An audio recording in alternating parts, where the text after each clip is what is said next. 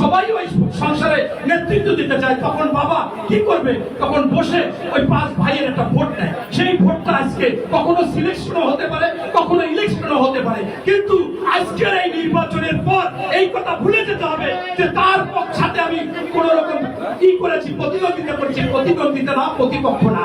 এটাই হচ্ছে আমাদের মূল কথা। আপনারা জানেন যে আজকে বিএনপি বড় দল, এই দলের প্রতি সবসময় আপনার ষড়যন্ত্র চলতেছে। কেউ মনে করেন বলতেছে জান্নাতের টিকিট বেচতেছে, কেউ আবার বলতেছে যে বিএনপি লুটপাট করতেছে, অথচ সকল দল আপনার সন্ত্রাসী চাঁদাবাজ দখলবাজি করতেছে। এটা আছে, প্রমাণ আছে, এবং তারা অনেক জায়গায় চাকরি দিচ্ছে। এই এনসিপি যে চিলড্রেন পার্টি তারা করতেছে, এগুলো দোষ হয় না, এটা হবে।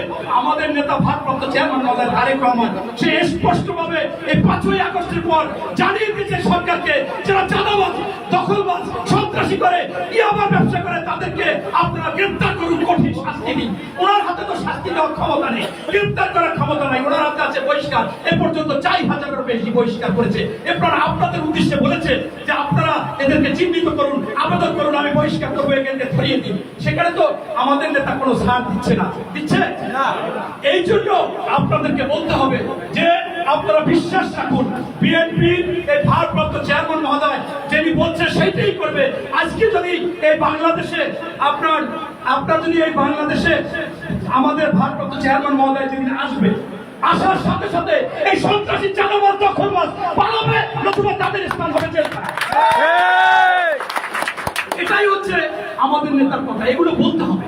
বাংলাদেশে একমাত্র নির্লোভ, নিঃস্বার্থপর, পরোপকারী এবং সবচেয়ে বড় কিছু এইটা আপনার একমাত্র জিয়া পরিবার।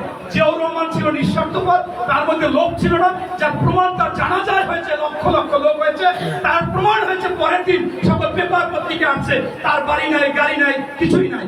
আমাদের নেতা তারেক রহমানের কিন্তু ভাই নাই, ভালোবাসা খোঁজ করতেছে, খালেদা জিয়া ভালোবাসায় থাকে। এই জিনিসগুলো প্রত্যেক জায়গায় বুঝাতে হবে যে দেশপ্রেমিক দল হচ্ছে একমাত্র বিএনপি, এবং দেশপ্রেমিক নেতা হচ্ছে তারেক রহমান। তার নেতৃত্বে সবকিছু ভালোভাবে হবে, জনগণের কথা চলবে। এই বলে আমি আমার বক্তব্য শেষ করছি। আল্লাহ হাফেজ। বাংলাদেশ জিন্দাবাদ। শহীদ জিয়া অমর হোক। বেগম খালেদা জিয়া জিন্দাবাদ। বেগম খালেদা জিয়া দ্রুত সুস্থ হোক। আমাদের বিএনপির ভারপ্রাপ্ত চেয়ারম্যান মহোদয় তারেক রহমান জিন্দাবাদ, জিন্দাবাদ। ধন্যবাদ